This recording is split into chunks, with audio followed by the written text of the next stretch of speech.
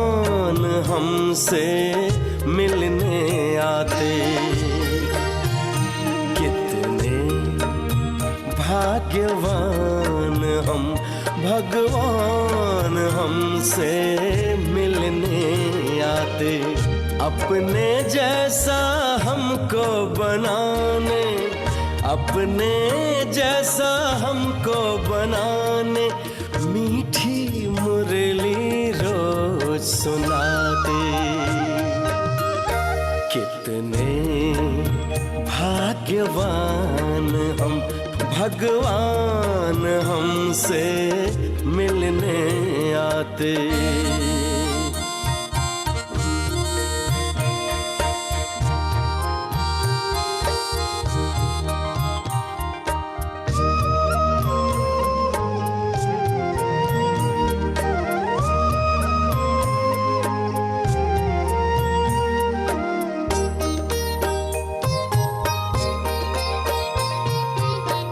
अनजान थे, अज्ञानी थे, फिर भी था हमें बड़ा अभिमान। पहचान दिया कौन है हम, देकर आदि अंत का ज्ञान। कर्म को सुकर्म बनाने, कर्म को सुकर्म बनाने शुभ सोचना हमको सिखाते। कितने भाग्यवान हम, भगवान हमसे मिलने आते।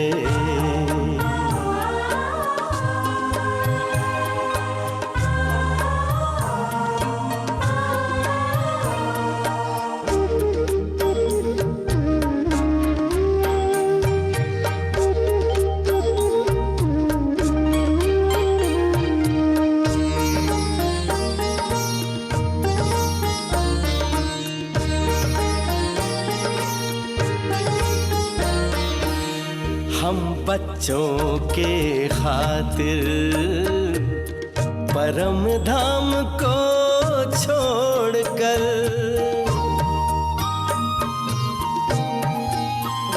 हाँ हम बच्चों के खातिर परम धाम को छोड़कर शक्ति सिद्धि लुटाते। मधुबन में वो आकर ऐसा प्यारा पिता हमारा, ऐसा प्यारा पिता हमारा, वाह बच्चे वाह गीत गाते। कितने भाग्यवान हम, भगवान हमसे मिलने आते।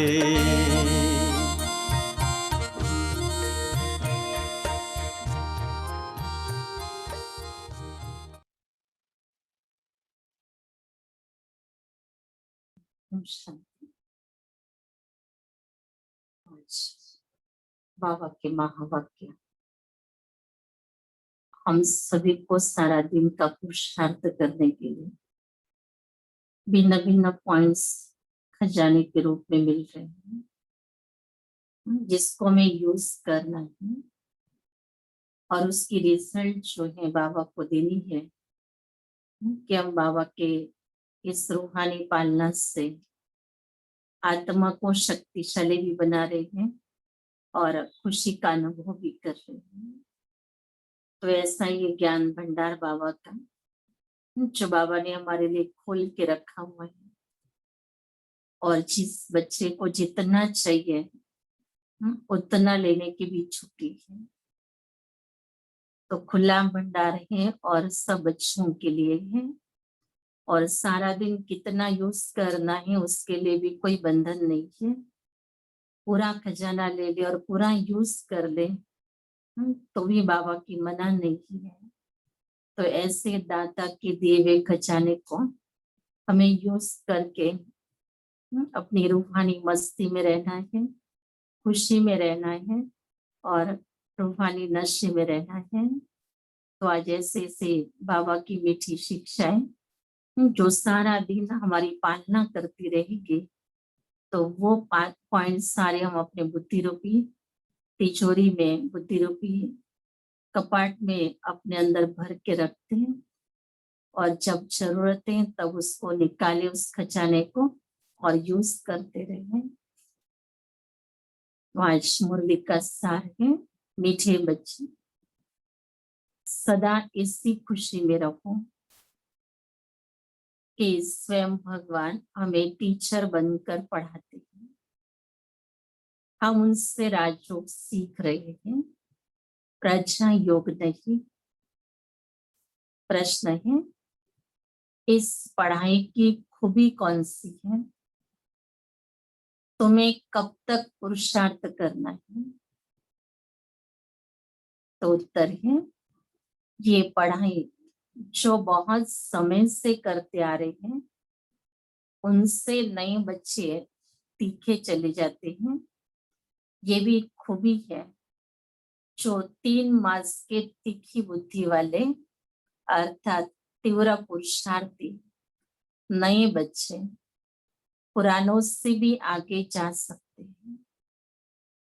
तुम्हें पुरुषार्थ तब तक करना है जब तक पूरे पास न हो, कर्मातीत अवस्था न हो, सब हिसाब किताब छूट न जाए। ओम शांति। बच्चे कहाँ बैठे हैं? बेहद के बाप के स्कूल में बेहद ही ऊंचा नशा होना चाहिए बच्चों को। किसके बच्चों को? बेहद के बाप के बच्चों को, अथवा रूहानी बच्चों को। बाप रूहों को ही पढ़ाते हैं, गुजराती व मराठी को नहीं पढ़ाते हैं, वो तो नाम रूप हो गया। बाप पढ़ाते ही है रूहों को। तुम बच्चे भी समझते हो, हमारा बेहद का बाप वही है जिसको भगवान कहते हैं। भगवानुवाच भी है जरूर, परंतु भगवान किसको कहा जाता है ये समझते नहीं है। कहते भी है शिव परमात्मा है नमा, परमात्मा तो एक ही है, वो है ऊंचे तेज निराकार। उनको कृष्ण भगवान नहीं पढ़ाते हैं, न पढ़ाया था, न पढ़ाते हैं और न पढ़ाया था। तुम जानते हो, हम आत्माओं का बाबा हमको पढ़ा रहे हैं। बाबा कह रहे अब अच्छी तरह से बच्चे समझ गए हैं कि हमें कौन पढ़ा रहा है। कृष्ण भगवान भी नहीं पढ़ाते हैं, लेकिन पढ़ाने वाला डायरेक्ट ऊंचे तेज निराकार बाप, जो इस पढ़ाई से श्री कृष्ण जैसा हमको भी बनाता है। श्री कृष्ण भी यही पढ़ाई से वो पद पाता है। तो वो बाबा है भगवान निराकार, जिसका परिचय अभी हमको मिला है। शिव के मंदिर में जाते हैं, उनकी पूजा भी करते हैं, तो जरूर कोई चीज है। नाम रूप से न्यारी कोई चीज थोड़ी होती है। ये भी तुम समझते हो, सारी दुनिया में कोई भी नहीं जानते हैं, तुम अभी जानने लग पड़ते हो। बहुत समय से जानते आए हो, ऐसे भी नहीं, बहुत समय से आने वालों से नए तीखे नहीं जा सकते हैं। ये भी खूबी है। बाबा कह रहे बच्चे, इस ड्रामा के अंदर इतना सुंदर समय को वरदान मिला हुआ है कि जो भी बच्चे बाबा के पास आए हैं, बल साकार में बाबा थे तब नहीं आए, उसके बाद आए, लेकिन बच्चों को ये होता था कि हम देरी से आए हैं। लेकिन बाबा बच्चों को कहता है कि बच्चे भले देरी से भी आएंगे तो भी तीखे जा सकते हैं।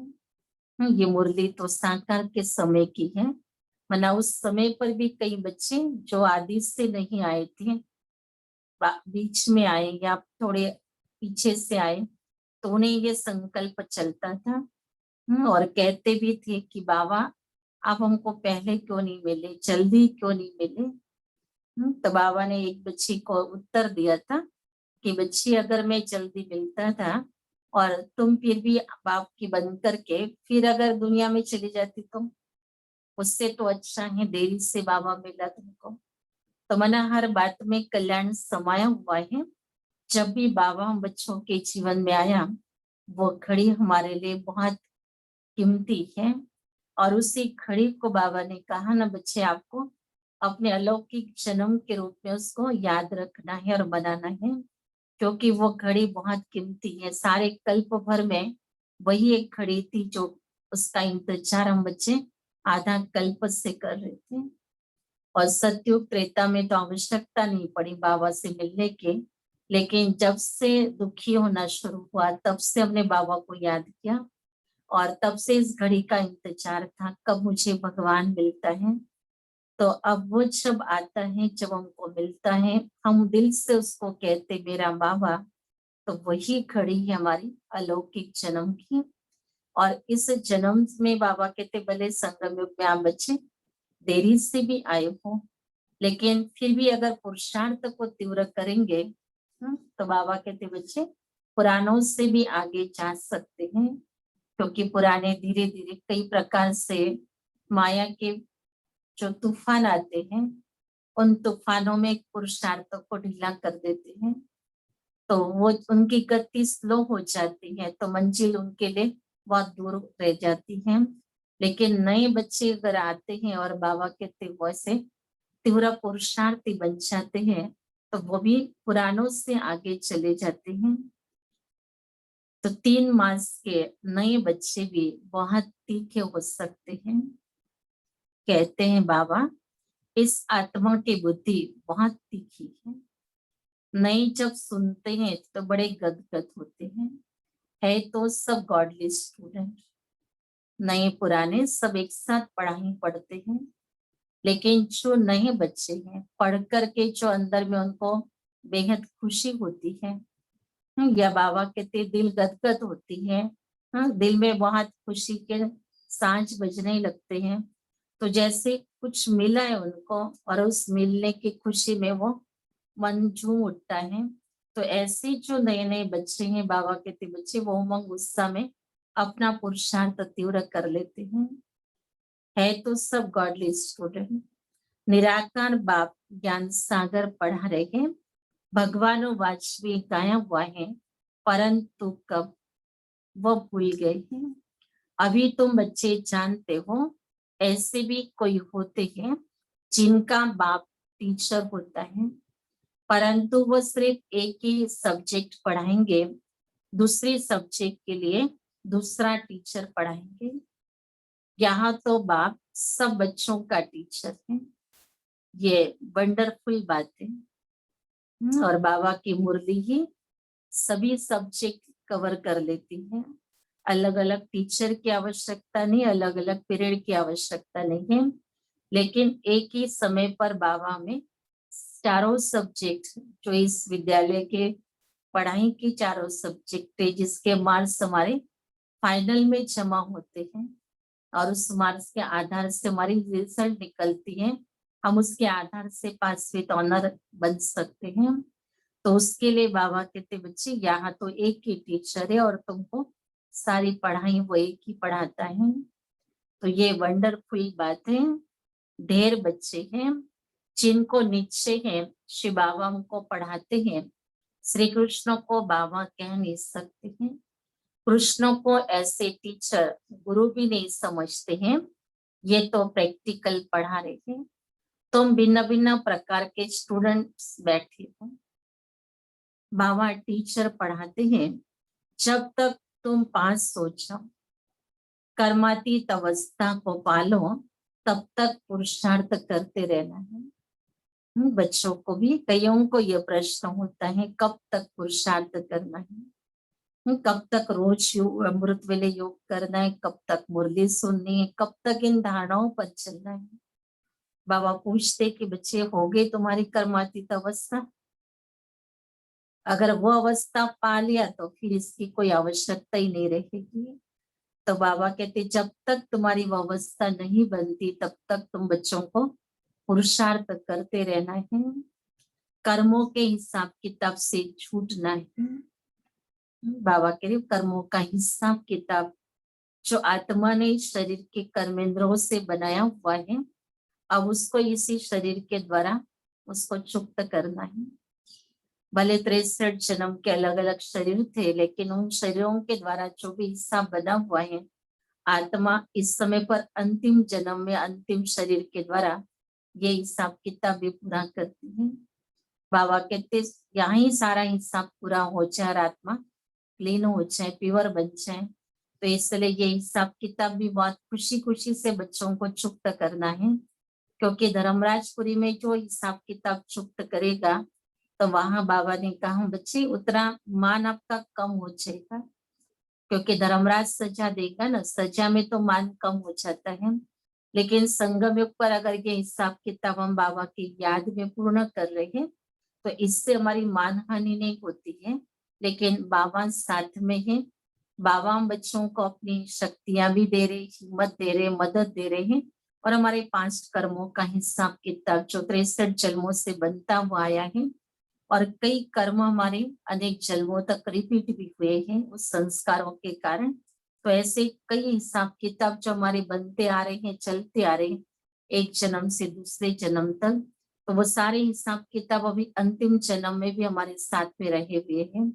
और इतना योग का बल तो हम जमा नहीं करते हैं जो सारा योग के बल से हिसाब किताब पूरा हो जाए।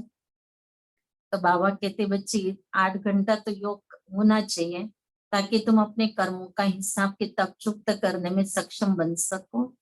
और इससे तो ज्यादा योग, निरंतर योग जो बाबा ने कहा है वो हमें सजाओं से मुक्त कराने वाला योग है। लेकिन माया उतना योग बच्चों को सबको करने नहीं देती है, और उसी के आधार से फिर नंबरवार बन जाते हैं। तो बाबा कहते लक्ष्य रखो कि मुझे यही हिसाब किताब से अपने आप को छुटकारा दिलाना है। इसलिए कोई हिसाब किताब आता है तो उस समय पर दुखी भी नहीं होना, या बाबा के अंदर का निश्चय भी कम नहीं करना कि बाबा ये क्यों हुआ ऐसा, ये ऐसा हिसाब किताब मेरे साथ क्यों हुआ। बाबा कहते बच्चे ये रहा वो हिसाब किताब 5 जन्मों का है जो आत्मा को पूरा करके ही जाना है। तो अभी तो बाबा तुमको साथ दे रहा है, मदद दे रहा है, तो बाबा की मदद ले लो और हिसाब किताब को चुक्त करो। इसलिए बाबा का संगम युग पर ये बहुत बड़ा हम बच्चों पर एहसान है कि अभी भी बाबा हमारे 5 कर्मों की हिसाब किताब चुक्त करने में मदद दे रहे हैं। लेकिन बाबा ने कहा बच्चे ये भी मदद का पार्ट जो है कुछ समय के बाद ये भी पूरा हो जाएगा। और वैसे भी बाबा हम बच्चों की याद जो बहुत समय से हम करते आ रहे हैं वही याद बाबा ने कहा उस समय आपको काम में आएगी, क्योंकि बाबा साक्षी दृष्टा का भी पाठ बचाता है।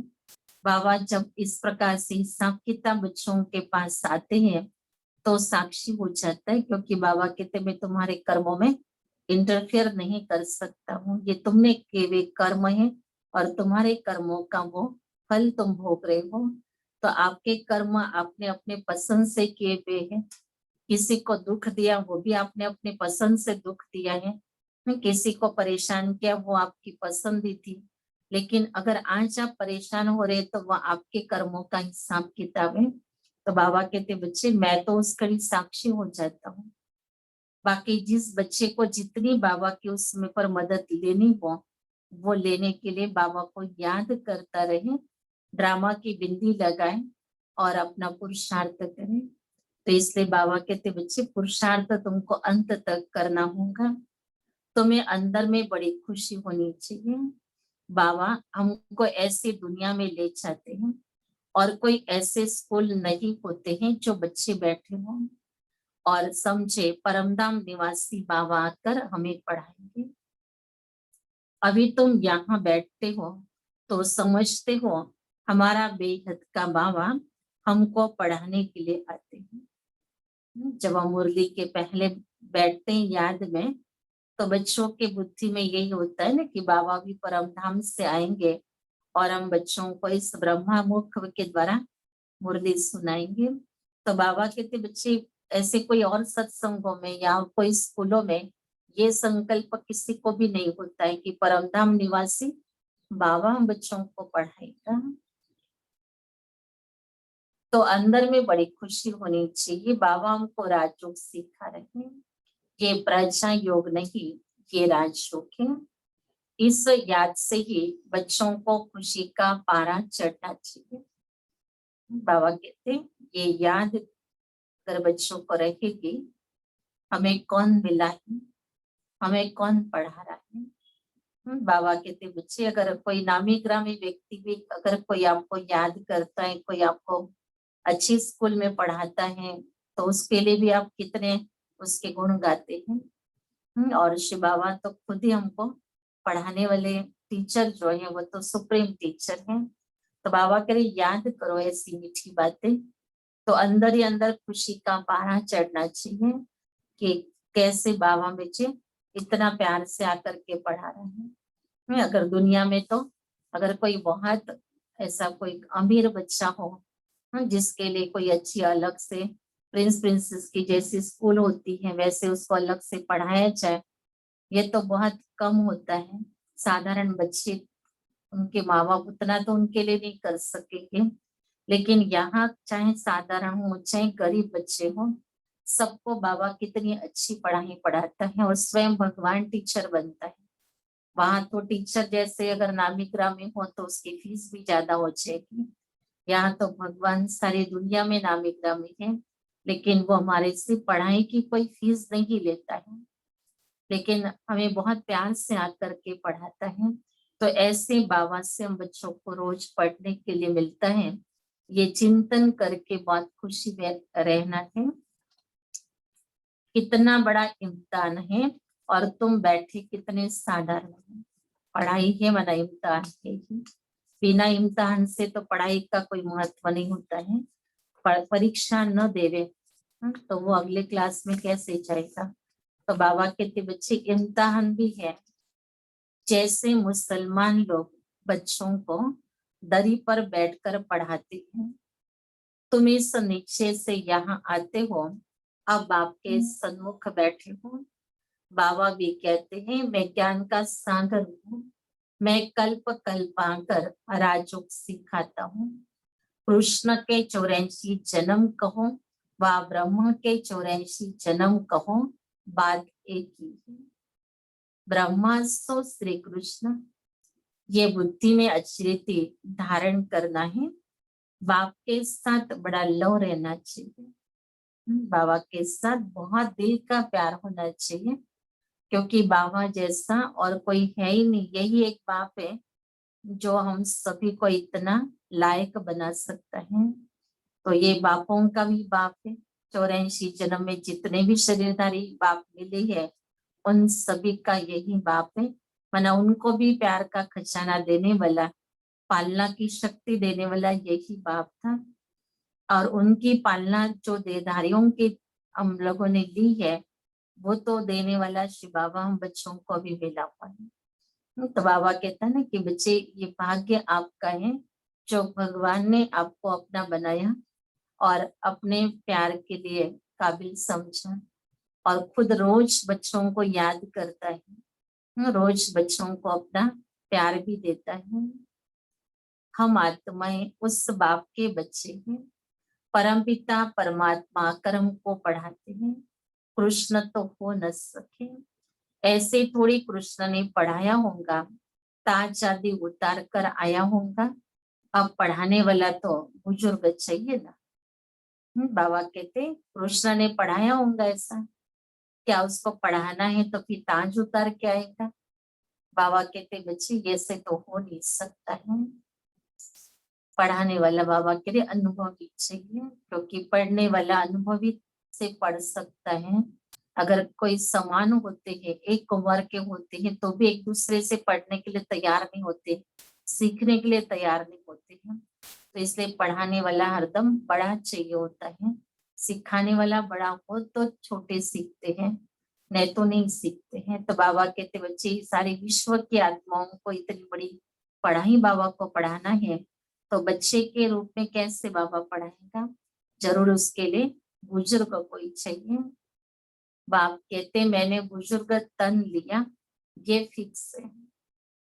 शिव बाबा ब्रह्मा द्वारा ही पढ़ाते हैं, इसलिए जो बुजुर्ग हैं बाबा के बच्चे, बाबा के ज्ञान में चलते हैं, उनको तो बाबा बहुत नशा चढ़ाता है कि बाबा कहते देखो ये ब्रह्मा बाप के हम जिन्स हैं। क्योंकि बुजुर्ग जो कुछ कहेगा उसका रिस्पेक्ट रख करके कोई सुनने के लिए तैयार तो होता है कि चलो बड़ा बुजुर्ग कोई सुना रहा है तो सुन लेंगे। भले अपनाना नहीं अपनाना बात दूसरी है, लेकिन फिर भी एक रिस्पेक्ट के हिसाब से सुनते हैं कि कोई बड़ा बुजुर्ग सुना रहा है। तो बाबा कहते बच्चे तुम्हें भी ब्रह्मा बाप जैसा अनुभवी के रूप में अब संसार को बाबा का ये अनुभव युक्त ज्ञान सुनाना है। शिव बाबा ब्रह्मा द्वारा ही पढ़ाते हैं, कहते भी हैं बरोबर परमपिता परमात्मा ब्रह्मा द्वारा स्थापना करते हैं। अब ब्रह्मा कहाँ से आया ये समझते नहीं है। बाप बैठ घड़ी घड़ी बच्चों को सुजाग करते हैं, माया फिर सुला देती है। अब तुम सन्मुख बैठे हो, समझते हो कि मेरा रूहानी बाप है, मुझे जानते हो ना। गाते भी है परमपिता परमात्मा ज्ञान के सागर। अभी बच्चों ने समझ लिया है कि शिव बाबा हमारा पिता है और वही परम पिता है, वही ज्ञान का सागर है और पतित पावन भी है। तो इसलिए अभी और कहीं पर ढूंढने की, घूमने की, या बाबा ने कहा ना कोई और किताबें पढ़ने की आवश्यकता भी नहीं रही, क्योंकि बाबा खुद ही सागर ज्ञान का में मिला हुआ है और उस ज्ञान के सागर में बस हम समाये भी रहे। उस सागर को जितना हम हप कर सके, जितना उसको अपना सको, हजम कर सको, अपना बना सको, वही पुरुषार्थ हमको करना है। बाकी बाबा ने दिव्य बुद्धि का वरदान बच्चों को दिया है और वही स्वमान अपने बुद्धि में रख करके मुरली को रोज सुनेंगे कि बाबा ने मुझे दिव्य बुद्धि, दाता ने मुझे दिव्य बुद्धि का वरदान दिया है और मैं आत्मा इस दिव्य बुद्धि के द्वारा जी बाबा की ज्ञान सागर के सागर ज्ञान को हप कर रही हूँ। साधारण दुनिया के तमो प्रधान बुद्धि इस सागर के ज्ञान को अपना नहीं सकती है, लेकिन हमें बाबा ने वो बुद्धि दी है। उस दिव्य बुद्धि का हम प्रयोग करने के लिए बाबा ने उसका स्विच ऑन करने के लिए ये बात बताई है कि बच्चे आत्म अभिमानी होकर के बैठना, जब भी मुरली सुनने बैठते हो तो ये स्विच ऑन करना कि मैं आत्मा हूँ और मैं आत्मा दिव्य बुद्धि के वरदान वाली आत्मा अपने दिव्य बुद्धि के द्वारा परमात्मा के महावाक्यों को सुन करके अपने ज्ञान भंडार को भरपूर कर रही है। तो जैसा ये स्मृति का स्विच ऑन हो जाएगा, हमारी बुद्धि ज्ञान को समझ सकेंगी और तब वो आनंद, जब वो सुख आत्मा अनुभव करेंगी तो वो ज्ञान को सुनने भी कर वो रह नहीं सकती है। इसलिए बाबा कहते बच्चे विधि बाबा ने बता दी है कैसे बुद्धि का स्विच ऑन करना है और फिर हमारे अपने आप को तैयार करना है। इसलिए मुरली के पहले हमको अपने बुद्धि को पहले तैयार करना है, क्योंकि माया कई बार हमारा स्विच नीचे गिरा देती है, पता ही नहीं चलता। कल तो ऑन किया था लेकिन सारा दिन में क्या हुआ पता नहीं चलता। माया कभी अपना हाथ मार देती है तो स्विच बंद हो जाता है, फिर माया की चमाट खा ली, फिर दूसरे दिन मुरली सुनते हैं तो वो मजा नहीं आता है, फिर कहते हैं अभी कोई मजा नहीं आ रहा है मुरली के अंदर। अब वो तो बातें बाबा ने कल भी सुनाई, परसों भी सुनाई, मना तब कुछ आनंद अंदर में जो मिलना चाहिए वो आत्मा को नहीं मिलता है क्योंकि स्विच ऑफ है। लेकिन स्विच ऑन करने के लिए रोज अटेंशन रखना, अगर ऑन है तो भी चेक कर लेना कि स्विच ऑन है ना। तो ये संगम पर माया से हमें अपने आप को बहुत सावधानी से रखना है कि कल कोई भी प्रकार की ऐसी बात हुई जिसके कारण मेरे अंदर देह के भान ने जन्म लिया, देह का भान इमर्ज हो गया और उस देह भान के कारण मेरा ये दिव्य बुद्धि का स्विच जो है वो ऑफ हो गया, तो फिर मुरली का मजा नहीं आएगा। इसलिए अपनी बुद्धि को रोज चेक करना है, जिसको बाबा ने दूसरे शब्दों में कहा है कि बच्चे ये बुद्धि आपके लिए झोली है। और जैसे दाता कुछ देता है तो झोली में लेते हैं, माताएं अपने पल्लू में लेती है, तो बाबा कहते बच्चे देख लो अपनी झोली कैसी है, कहीं उस झोली में छेद तो नहीं है ना, कहीं सुराख तो नहीं है उसके अंदर, कई झोली कहीं टेढ़ी तिरछी होकर के कहीं उसमें से बह तो नहीं जा रहा है ना।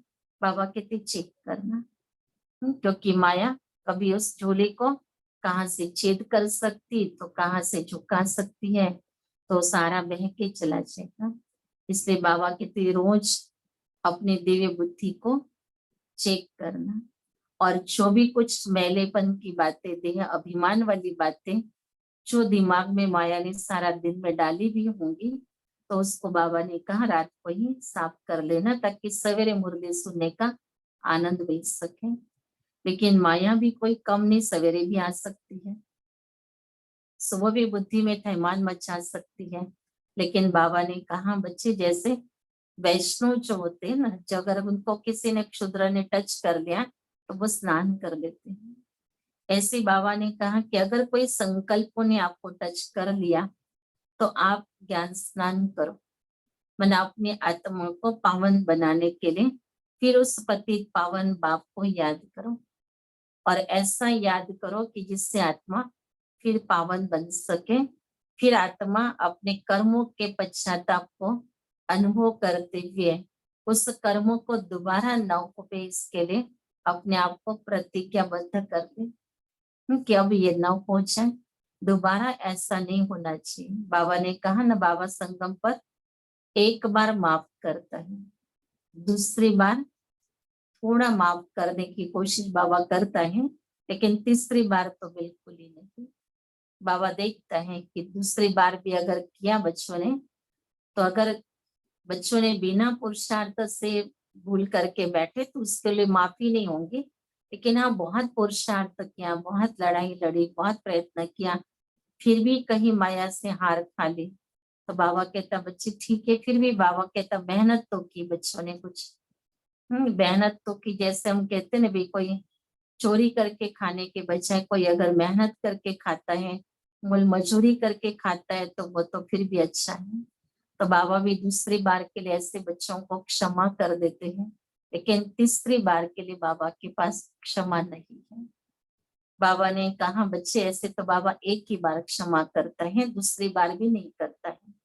तो ये हम बाबा की बातों को संगम में ऊपर संभाले अपने आप को, कि हम बार बार जो गलतियां कर रहे हैं, बार बार बेअभिमान में आते हैं, तो बाबा हमको हर बार को इससे माफी नहीं देगा, लेकिन हमारा नया कार्मिक अकाउंट बनता जाएगा। और ये कार्मिक अकाउंट अगर हमारा बनता है तो संगम पर पुरुषार्थ करने में फिर जो प्रारब्ध मिलेगी वो तो अलग चीज है, लेकिन वर्तमान में जो प्रत्यक्ष फल, जो खुशी मिलनी चाहिए पुरुषार्थ करने के बाद, वो खुशी नहीं मिलेगी। अगर हमने योग किया, हमने मुरली सुनी, हमने पुरुषार्थ अच्छा किया, और फिर क्यों एक सेकंड में मूड खराब हो गया? अगर इतना हमने 3-4 घंटा पुरुषार्थ किया और माया एक सेकंड में आकर के मूड ऑफ करके चली जाती है, तो वो कितनी पावरफुल हुई, वो सेकंड में काम कर सके, और हम 4 घंटे में भी अपने आप को इतना पावरफुल नहीं कर सके। माना हमने जो पुरुषार्थ किया वो उतना पावरफुल बाबा ने दिए हुए विधियों के द्वारा नहीं किया है। इसलिए अपनी विधि को चेक करना है, कि हमारा मन कितना एकाग्र होकर के हम बाबा के याद में रहे, चिंतन में रहे, सचमुच मेरा उद्योग बाबा के सिवाय और कहीं गया तो नहीं। बाबा कहते चेक कर लो कहाँ कहाँ उद्योग गया। कोई भी चीज में, कोई भी वस्तु में, कोई व्यक्ति में, कोई व्यक्ति के कर्मों में, संस्कारों में कहीं पर भी उद्योग चला गया तो वो याद पावरफुल याद नहीं कहलाएगी। और ऐसी याद पावरफुल जो है वो बाबा कहते हैं आपके 8 घंटे की होनी चाहिए। सिर्फ ऐसे नहीं कि 8 घंटा बैठ के योग कर लिया, लाल लाइट लगा करके, टीवी ऑन करके तो हो गया योग, उसको योग नहीं कहेंगे। लेकिन योग वो होना चाहिए कि जिसके अंदर 8 घंटा मैं इस देह और देह की दुनिया को कोई को भी याद न करूं, ये उपवास रखना पड़े। तब वो योग हमारे अंदर पावर भरेगा। नहीं तो कोई ना कोई नीचे की व्यक्त दुनिया की बातें अगर हमारी बुद्धि में है तो वहां बाबा की याद नहीं है। तो ऐसा याद का चार्ट भी चेक करना है, तो पता चलेगा कि माया कितनी दुस्तर है और कितना हमारे पर वार करती रहती है।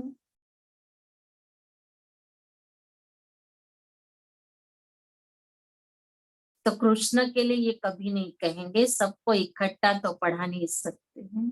बाबा की महिमा और कृष्ण की महिमा अलग है। बाबा कहते कृष्ण को ज्ञान सागर पतित पावन दुख हरता सुख करता ये नहीं कह सकते उसको। मधुबन में मुरली चलती है, वो फिर सब सेंटर पर जाती है। तुम अभी सन्मुख हो, जानते हो कल्प पहले भी बाबा ने ऐसे पढ़ाया था। यही समय था जो पास्ट हो गया, वो फिर अभी प्रेजेंट होना है। भक्ति मार्ग की बातें तो अब छोड़ देनी है। अभी तुम्हारी ज्ञान से प्रीत, पढ़ाने वाले से प्रीत।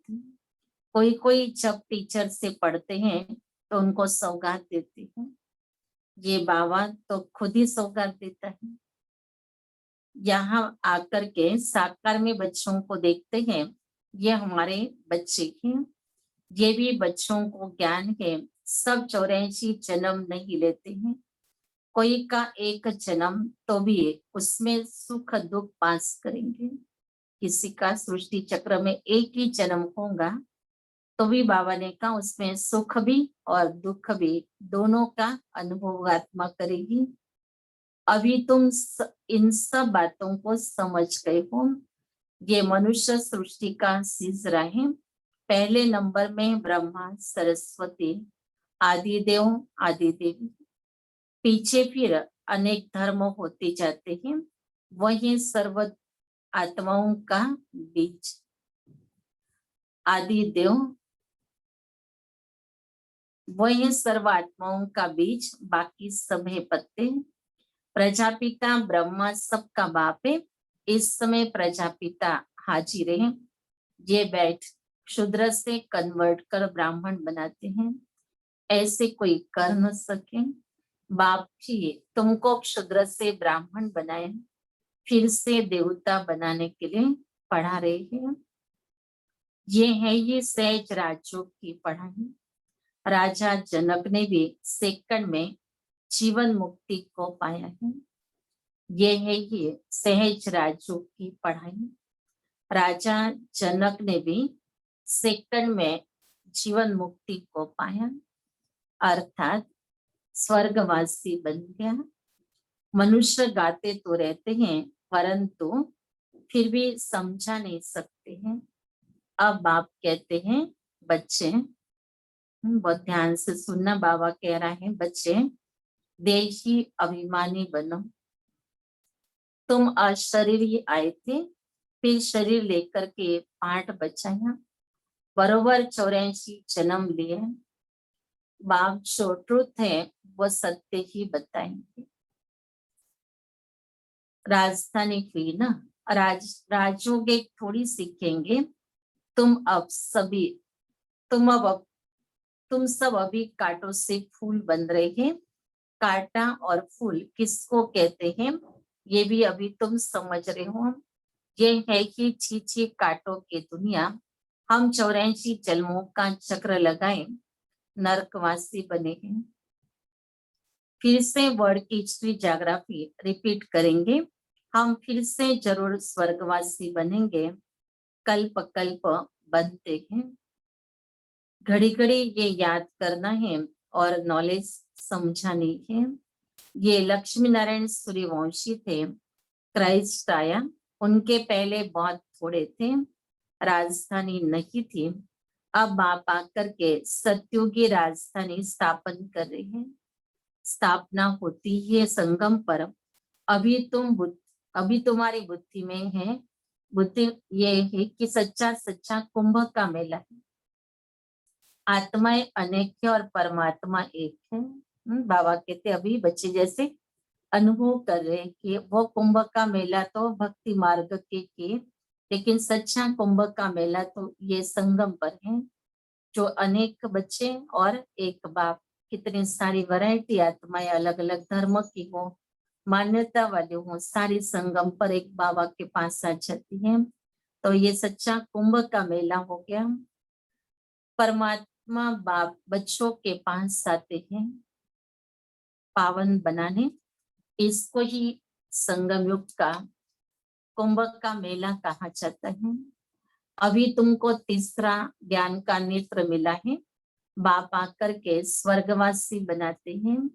फिर नरक पुरानी दुनिया का विनाश जरूर होना चाहिए। कल्प कल्प विनाश होता ही है, नई सो पुरानी, पुरानी सो नई होती है, ये तो जरूर होगा। नई को स्वर्ग, पुरानी को नरक कहा जाता है। अभी तो कितनी मनुष्यों की वृद्धि होती जाती है, अनाज नहीं मिलता है तो समझते हम बहुत अनाज पैदा करेंगे, परंतु बच्चे कितने पैदा होते रहते हैं, अनाज कहाँ से लाएंगे। अभी तुम बच्चों को ये खातरी है कि ये सारी पुरानी दुनिया खत्म होनी है। हाँ, इसमें तो कोई संशय नहीं है किसी को। बाबा कहते ये दुनिया तो अभी रहने वाली नहीं है। मनुष्यों को ये ज्ञान अच्छा भी लगता है, परंतु बुद्धि में कुछ भी बैठता नहीं है। तुम्हारी बुद्धि में है नरक के बाद स्वर्ग आएगा। सत्युग के देवी देवता होकर के गए। ये लक्ष्मी नारायण भारत के मालिक थे, चित्र है। सत्युग में है आदि सनातन देवी देवता धर्म। अभी अपने को देवता धर्म के कहलाते नहीं है, उसके बदले हिंदू कह देते हैं। बच्चे अच्छी तरह जानते हैं कि हम ये देवी देवता बन रहे हैं। बाबा हमको पढ़ा रहे हैं इन ऑर्गन्स के द्वारा। बाबा कहते हैं नहीं तो मैं तुमको पढ़ाऊं कैसे। आत्माओं को ही पढ़ाते क्योंकि आत्मा में ही खाद पड़ती है। अभी तुमको सच्चा सोना बनना है। गोल्डन एज से सिल्वर एज में आए, और अर्थात चांदी की खाद पड़ने से तुम चंद्रवंशी बन जाते हैं।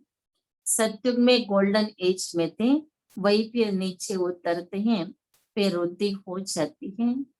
अभी तुम्हारी बुद्धि में है हम गोल्डन, सिल्वर, कॉपर, आयरन में 84 का चक्र लगा कर आएंगे। अनेक बार ये पाठ बचाया है। इस पाठ से कोई भी छूट नहीं सकता है। वो कहते हमको मोक्ष चाहिए, लेकिन वास्तव में तंग तो तुमको होना चाहिए। 84 का चक्र तो तुमने लगाया। मनुष्य तो समझते हैं आना और जाना तो होता ही रहता है। बाबा कहते बच्चे देखो, आप बच्चों ने आदि से लेकर अंत तक पाठ बचाया, तो आप बच्चों को वो मोक्ष की इच्छा होनी चाहिए, लेकिन बच्चों को तो जीवन मुक्ति चाहिए। तो बाबा के वास्तव में तो तंग तुमको होना चाहिए था, क्योंकि बहुत समय से आके पाठ बचा रहे। लेकिन बाबा इतनी हमको शक्तियां भर देता है जो पूरे कल्प भर हम शक्तियों को यूज करते रहते हैं। मनुष्य तो समझते आना और जाना होता ही रहता है, इनसे क्यों ना हम छूट जाए, परंतु ये तो हो न सके।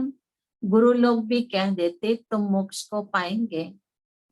बाबा कह रहे दुनिया के गुरु को तो ये ज्ञान ही नहीं है कि कैसे मोक्ष मिलता है, किसको मोक्ष कहेंगे। परमानेंट मोक्ष तो किसको भी नहीं मिलता है। ब्रह्म को याद करो तो ब्रह्म में लीन हो जाएंगे। अनेक मतांतर भारत में है, और कोई खंड में इतने नहीं है। ढेर के ढेर मत हैं, एक न मिले दूसरे से। रिद्धि सिद्धि भी बहुत सीखते हैं, कोई केसर निकालते हैं, कोई क्या। इसमें मनुष्य बहुत खुश होते हैं।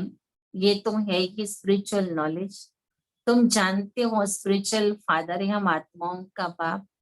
रूहानी बाबा रूहों से बात करते हैं। सत्यनारायण की कथा आकर के सुनाते हैं, वह अमर कथा सुनाते हैं, जिससे अमरलोक का मालिक बनते हैं। नर से नारायण बनाते हैं, फिर कौड़ी मिसल बन पड़ते हैं। अभी तुमको हीरे जैसा अनमोल जन्म मिला है, फिर कौड़ियों के पिछाड़ी क्यों गवाते हो। ये दुनिया ही बाकी कितने वर्ष होंगी, कितने लड़ाई झगड़े होते रहते हैं, सब खत्म हो जाएंगे। मौत सामने खड़ा है, फिर इतने लाख करोड़ कौन बैठ खाएंगे, क्यों नहीं इनको सफल करना चाहिए। बाबा कहते जो भी लाख करोड़ इकट्ठा करके रखा हुआ है, बाबा कहते मौत सामने खड़ी है, अब तो मौत जैसे तलवार के रूप में टंगी पड़ी है। बाबा कहते ना बच्चे कब किसको बुलावा आएगा पता ही नहीं है। और ये शरीर छोड़ा मना यहाँ के धन दौलत की तो अधिकार भी उसका समाप्त हो जाता है। उसके बाद तो वो दूसरे की मिल्कियत बन जाती है। इसलिए बाबा ने ये भी बच्चों को समझा दिया कि बच्चे जीते जिए, तुमने जो अपने हाथों से मेहनत से कमाया हुआ है, तुम्हें अपने हाथों से उसको सफल कर लो, ताकि उसका एवजा तुमको मिल जाएगा। बाबा कहते बच्चे इस संगम युग पर मौत का तो नजारा सामने एक तरफ दिखाई दे रहा है, एक तरफ बाबा हमको सत्युग का नजारा दिखा रहा है कि बच्चे बस निर्वाह मौत और मलुक का शिकार, कि इधर मौत हो रही है और हमारे लिए आने वाली दुनिया के नजारे बाबा हमें स्मृति में दिला रहे हैं कि बच्चे बस वो दुनिया आई कि आई, तो अब जाना ही है उस दुनिया में, तो क्यों ना उस दुनिया के लिए सब कुछ ट्रांसफर कर दे। बाबा कहते इसको जितना सफल कर दोगे उतना ये सारा आपकी नई दुनिया में आपको एक का पदम गुना होकर के मिल जाएगा। तो ये रूहानी कॉलेज खोलने से मनुष्य एवर हेल्दी वेल्दी हैप्पी बन जाते हैं। सो भी ये कंबाइंड है, हॉस्पिटल और यूनिवर्सिटी।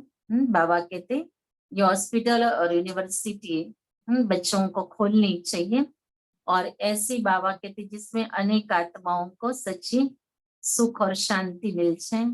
सच्ची ट्रीटमेंट उन आत्माओं की हो जाए जो विकारों पर विजय प्राप्त कर ले। सबसे बड़ी कड़ी बीमारी जो है देहभान की, वो उनकी बीमारी खत्म हो जाए। तो ऐसा ये रूहानी हॉस्पिटल और यूनिवर्सिटी जिसको बाबा कहता है, बाबा कहता है इसको खोलने में तुम अपने धन को सफल करो। हेल्थ वेल्थ हैप्पीनेस तो है ही, बरोबर योग से आयु भी बड़ी मिलती है। कितने तुम हेल्दी बनते हो, फिर कारून का खजाना भी मिलता है। अल्लाह अवलदीन का नाटक दिखाते हैं ना, तुम जानते हो अल्लाह जो आदि सनातन देवी देवता धर्म स्थापन करते हैं उसमें बहुत सुख है। नाम ही है स्वर्ग, तुम शांति धाम के रहवासी थे, फिर तुम पहले पहले सुखधाम में आए, फिर 84 जन्म लेते लेते नीचे गिरते आए हो। कल्प कल्प हम तुम बच्चों को ऐसे बैठ पढ़ाते हैं, तुम अपने जन्मों को नहीं जानते हो। मैं तुमको बताता हूँ, तुमने 84 जन्म लिए, ये 16 पति थे, आत्मा भी तमो प्रदान हो गई है। बाबा राइट कहते हैं, बाबा कभी रॉन्ग कहेंगे नहीं, वो है ही ट्रुथ। सत्युग है ही वाइसलेस वर्ड, राइटियस दुनिया, फिर रावण अनराइटियस बनाते हैं। ये है ये झूठ खंड, गाते भी है झूठी माया झूठी काया। कौन सा संसार, ये सारा पुराना संसार झूठा है। सतयुग में सच्चा संसार था, दुनिया एक ही है, दो नहीं है। बाबा के लिए दुनिया एक ही है, दो दुनिया नहीं है। नई दुनिया से फिर पुरानी होती है, नए मकान पुराने मकान में फर्क होता है। नया बनकर तैयार होता है तो समझते हैं नए में बैठेंगे। यहाँ भी बच्चों के लिए नया मकान बनाते हैं। बहुत बच्चे होते जाएंगे, तुम बच्चों को तो बहुत खुशी होनी चाहिए। बाप कहते हैं मुझ ज्ञान सागर के बच्चे सब कामचीता पर बैठ बेचारे एकदम जल गए हैं, अब फिर उनको ज्ञान चिता पर बिठाते हैं। ज्ञान चिता पर बिठाए स्वर्ग का मालिक बनाते हैं। काम चिता पर बैठने से बिल्कुल ही काले बन जाते हैं। कृष्ण को श्याम सुंदर नाम दिया है ना, परंतु अर्थ कोई नहीं समझते हैं। अब तुम क्या से क्या बन गए हो। बाप कौड़ी से हीरे मिसल बनाते हैं, तो फिर इतना अटेंशन देना चाहिए। बाप को याद करना चाहिए, याद से ही तुम स्वर्ग के मालिक बनेंगे। अच्छा, मीठे मीठे सिखिलते बच्चों प्रति माता पिता बाप दादा का याद प्यार और गुड मॉर्निंग। रूहानी बाप के रूहानी बच्चों को नमस्ते।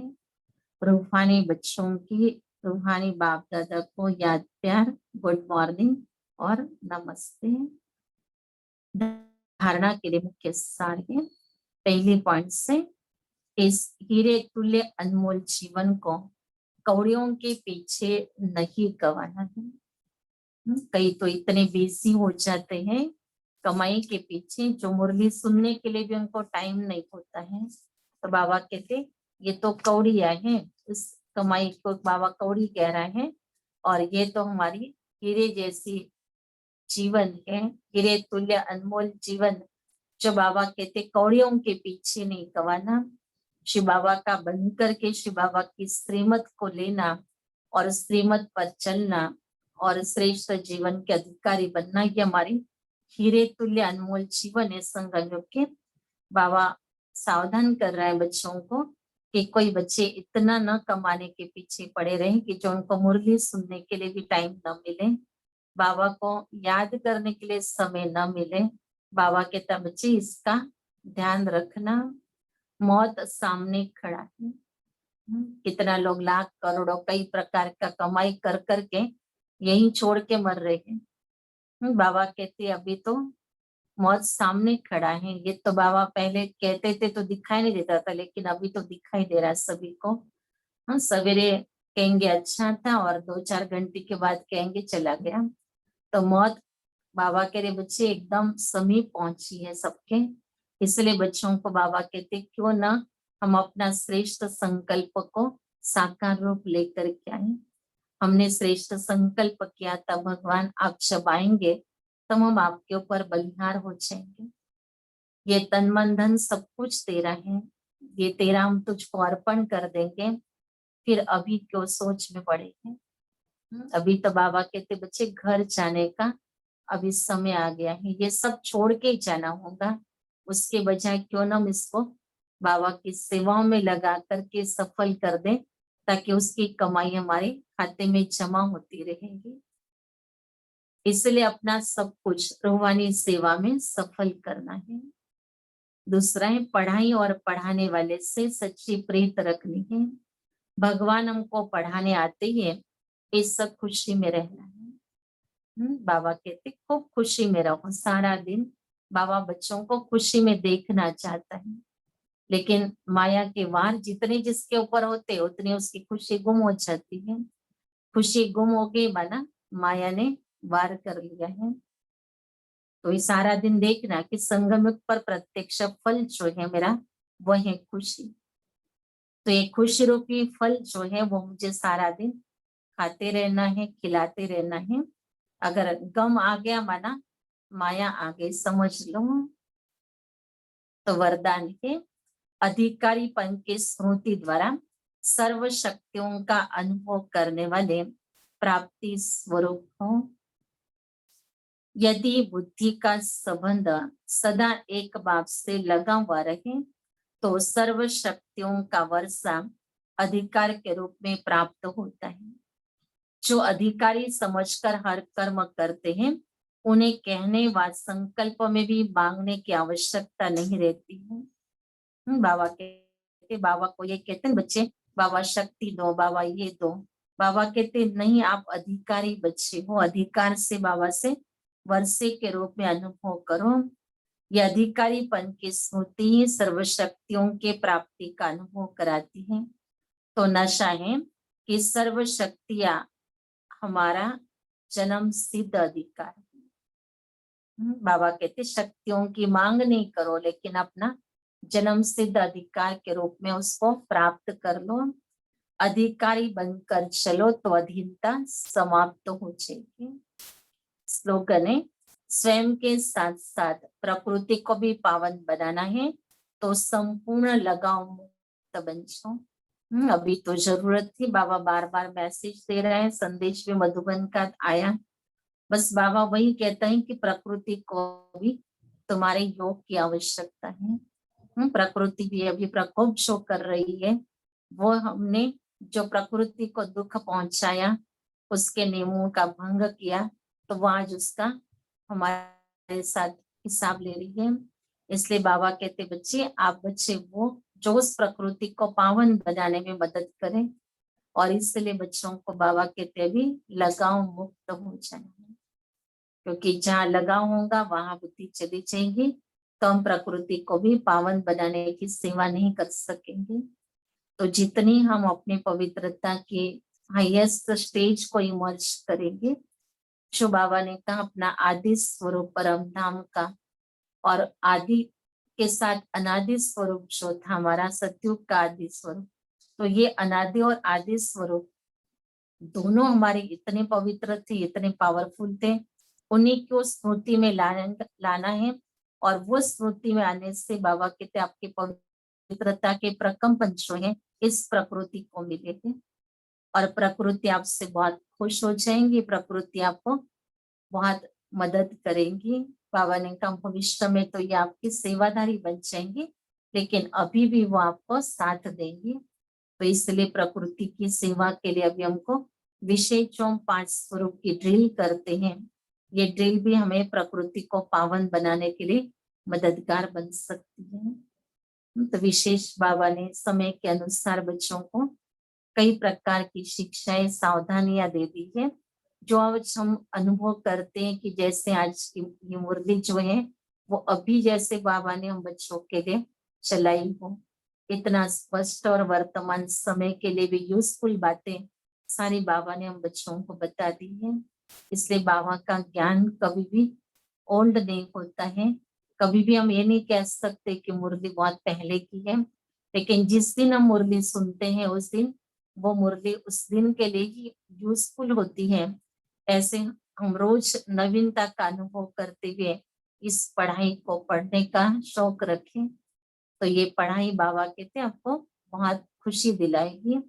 तो ऐसी खुशी भरी जीवन हमारी बाबा ने हमको वरदान में दी है, लेकिन कहीं माया बीच बीच में श्रापित कर देती है, तो ये खुशी गुम हो जाती है। बाबा कहते बच्चे तभी समझ लेना अपने आप को कि मैंने माया के श्राप को अपना लिया है, मैंने माया को अभी आने दिया है, माया को मैंने बैठने दिया है, इसलिए मेरी खुशी गुम हो गई है। ये भी संगम पर बाबा ने कहा एक बहुत बड़ी धर्मराज की सजा है, क्योंकि खुशी के टाइम पर अगर हम दुखी होकर के बैठे हैं तो ये भी तो एक सजा है। तो बाबा मिला है और खुशी में रहना है हमें। बाबा तो बच्चों को पहले भी ये सारी बातें सन्मुख में भी जब बच्चे थे तभी भी बाबा ने ये सब बातें बच्चों को जब सुनाई है, तब बच्चों ने अपना जो पुरुषार्थ किया, जिसके आधार से आज हमने देखा कि कितने बाबा के अनन्य बच्चे कर्मातीत बन गए। ये वही मुरली जो हमें भी कर्मातीत बनाएंगी, जिस मुरली से ब्रह्मा बाप भी कर्मातीत बना, दादिया कर्मातीत बनी, यही मुरली है वो जो हमें भी कर्मातीत बनाएंगी। इसलिए जो भी श्रीमत बाबा की हमें मिल रही है उस श्रीमत को हमको अमल में लाना है। तो हमें सब कुछ बाबा ने आज सफल करने के लिए भी इशारा दे दिया। तो जितना भी समय मिला हुआ है इस समय को भी अभी सफल करना है पावरफुल बाबा की याद में, और अपने आप को विशेष चेक करना अभी तो कि हमारा ड्रिल का जो अभ्यास है पूरा 8 बार जो बाबा ने 5 स्वरूप की ड्रिल के लिए कहा है, क्या वो 8 बार हो रही है। और दूसरी जो ड्रिल बाबा ने कहा है वो 24 बार वाली ड्रिल, तो क्या वो 24 बार ड्रिल हो रही है हमारे निराकारी और फरिश्ता स्वरूप की। तो बाबा ने बहुत सारा होमवर्क हमको दिया हुआ है। चाहे अभी तक तो ये कहते आ रहे थे कि बहुत कम बिजी रहते हैं, कभी सेवाओं में बिजी है, कभी लौकिक कारोबार में लौकिक वाले बिजी है, तो कहेंगे कि भूल जाते, लेकिन अब बहाना कोई दे नहीं सकता है। और अभी इस लॉकडाउन में हम अपने आप को ये ड्रिल का अच्छी तरह से अभ्यास कराएं। बाबा कहेंगा कि तुम्हें मैंने टाइम दिया था, फुर्सत दी थी, नौकरी धंधे से भी फुर्सत मिली थी, तुम्हें जो समय मिला क्या उसमें तुमने ये पुरुषार्थ किया। तो ये अमृत वेले से लेकर के रात को सोने तक का इतना होमवर्क हमको रोज पूरा करना है। और उसके लिए मुरली के रोज के जो महावाक्य है उनको हम रोज उसमें यूज करेंगे, 500 स्वरूप के ड्रिल में भी और निराकारी और फरिश्ता रूप के स्वरूप में भी तो हमें रोज नवीनता की अनुभूति होगी।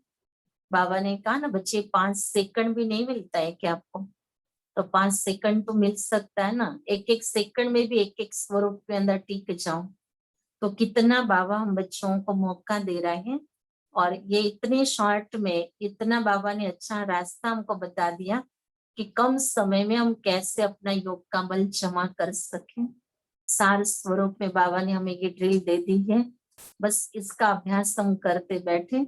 और ये अभ्यास अगर हम अभी 8 बार करते रहेंगे तो वो 5 सेकंड जो है वो हमको उस ड्रिल करने के लिए अभ्यास हो जाएगा कि हम 5 सेकंड में अभ्यास कर सकेंगे। 5 सेकंड में हम 5 स्वरूप में अपने आप को टिका सकेंगे। इतनी पावरफुल स्टेज हमको अपनी बनानी है, तो ये लक्ष्य दिया हुआ है बाबा ने। इसलिए जो समय मिला है उसको भी सफल करना है। जो भी बाबा कहते बच्चे आपके पास से आज बाबा ने कहा लाख करोड़ जो भी कमाया है वो भी बाबा कहते बच्चे सफल कर दो, नहीं तो ये मौत आ जाएंगी, ये सब यही रह जाएगा। हम पीछे फिर बाल बच्चे उसके लिए लड़ाई झगड़ा करेंगे, एक दूसरे का खून भी बहाते हैं। इसलिए ऐसी प्रॉपर्टी छोड़ के बच्चों के लिए जाए ताकि वो खून बहाए एक दूसरे का, तो वो भी तो हमारे ऊपर बोझ चढ़ेगा। उसके बजाय तो बाबा कहते बच्चे अभी समय है, अभी हिस्सा कर लो, अपना हिस्सा बाप को दे दो, बाबा का भी एक हिस्सा निकालो अपनी कमाई में से। भले उन बच्चों का जो हिस्सा है वो उनको दे दो और आप अपना हिस्सा और बाबा का हिस्सा बाबा कहते बच्चे बाप के नाम पर कर दो। बाबा को भी एक बच्चा बना लिया तो बाबा का भी तो एक हिस्सा हो गया उसमें। अगर आपके पास 2 बच्चे हैं तो तीसरा बच्चा शिव बाबा बन गया है, तो 3 आपको बच्चों के हिसाब से भी उसके हिस्से करने पड़ेंगे। तो संगम पर कम से कम इतना तो हम मौत के पहले कर ले कि बाबा का हिस्सा जो हमारी कमाई में आता है वो हिस्सा बाबा को दे दे। अपना हिस्सा भले अंत तक रखे, भले उसको विल करके रखे कि मेरे शरीर छूटने के बाद ये जो मेरा हिस्सा है ये ईश्वरी कार्य में लग जाए। लेकिन बाबा के नाम का जो हिस्सा है, जो बाबा को एक बच्चे के रूप में अपनाया है, तो उसका हिस्सा हमको जीते जी बाबा को देख करके अपने आप के भाग्य को बना लेना है, ताकि अगली जर्नी में हमको बाबा वो पदम गुणा करके दे देगा।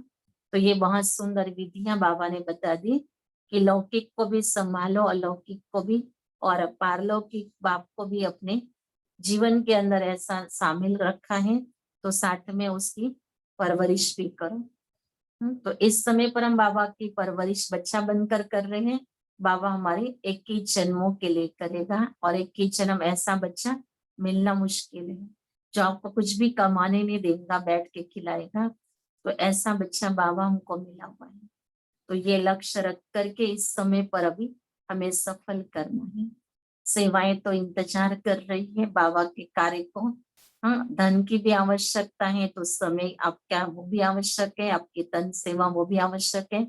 बस ये थोड़ा ब्रेक बाबा ने हमको दिया हुआ है स्व के पुरुषार्थ के लिए। बाकी हर एक सोच के रखे कि बाबा की सेवाओं में हमारा अपना सब कुछ सफल हो जाए। बाबा का हिस्सा मैं अपने पास रख करके शरीर न छोड़ूं, वो हिस्सा तो मैं बाबा को देख करके ही मेरा ये प्राण जाए, ताकि अंत में ये बात संकल्प में न रह जाए कि अच्छा बाबा ये मुझे सफल करना था। जो भी बाबा का हिस्सा बनता है बाबा के कार्य में हमको समय के पहले दे देना है। तो अचानक का समय चल रहा है, और अचानक के समय में बाबा ने कहा जो बच्चे अभी इतना समय वार्निंग देने के बाद भी अगर नहीं अपनी बात को समझते हैं, तो आखिर तो बाबा कहता बच्चे बाद में तो कुछ भी नहीं हो सकता है सिवाय पश्चाताप के। अभी इस अचानक के खेल में देख भी रहे कितने सारे बाबा के बच्चे भी अचानक अपनी पुराना शरीर पुराना पाठ समाप्त करके गए हैं। तो जिन्होंने सफल किया होगा वो तो बेहद खुश होंगे, और जिन्होंने नहीं सफल कर पाया तो उनको भी पश्चाताप भी हो रहा है आत्माओं को। इसलिए बाबा हमें समय के अनुसार इशारा दे रहा है। बाबा तो ये नहीं कहता है कि मुझे सब कुछ दे दो, लेकिन बाबा को अपना एक बच्चा बना करके एक बच्चे का जो हिस्सा निकलता है वो तो हमें शिव बाबा को देख करके अपने आप को फ्री कर देना है कि बाबा कभी भी शरीर छूटे मेरा, ये मैंने आपका हिस्सा आपको दे दिया है। आपको जब मुझे ले जाना है भले लेके जाओ, यहाँ रखना है, सेवा करवानी है, सेवा करवाते रहो, बाकी मैं तो अभी फ्री हूँ। तो जीते जी सब कुछ करना ये बाबा हमें सिखाता है। ओम शांति।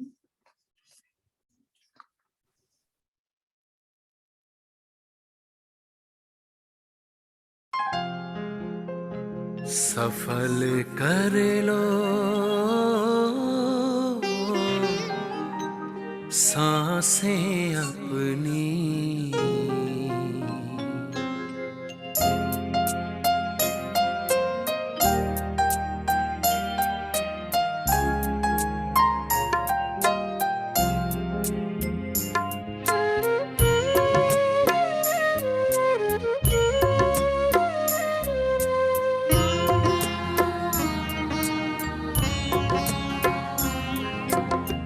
सफल कर लो सांसें अपनी, परम पिता को याद कर।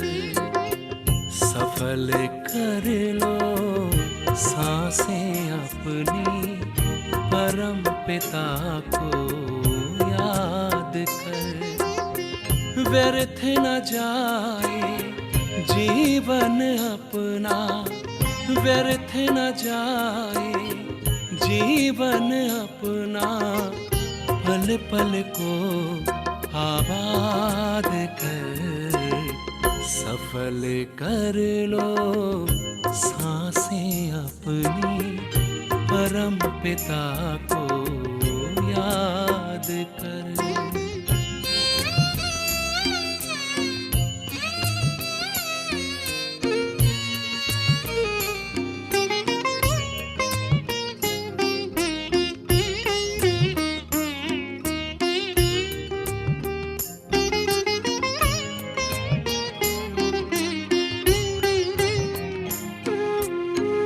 आए कहाँ से क्यों है आए, सोचो क्या ले जाना है।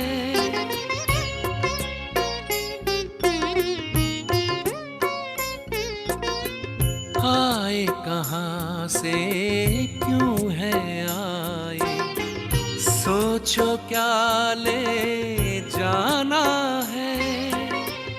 जैसी करनी वैसी भरनी, कभी नहीं भुलाना है। शुभ संकल्पों की, शुभ संकल्पों की करो रचना, विश्व का कल्याण कर। व्यर्थ न जाए जीवन अपना, पल पल को आबाद कर। सफल कर लो सांसें अपनी, परम पिता को याद कर।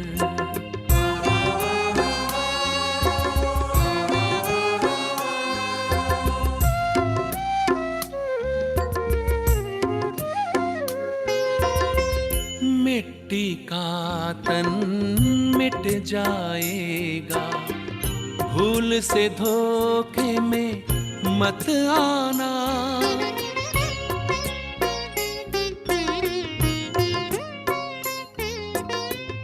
मिट्टी का तन मिट जाएगा, भूल से धोखे में मत आना।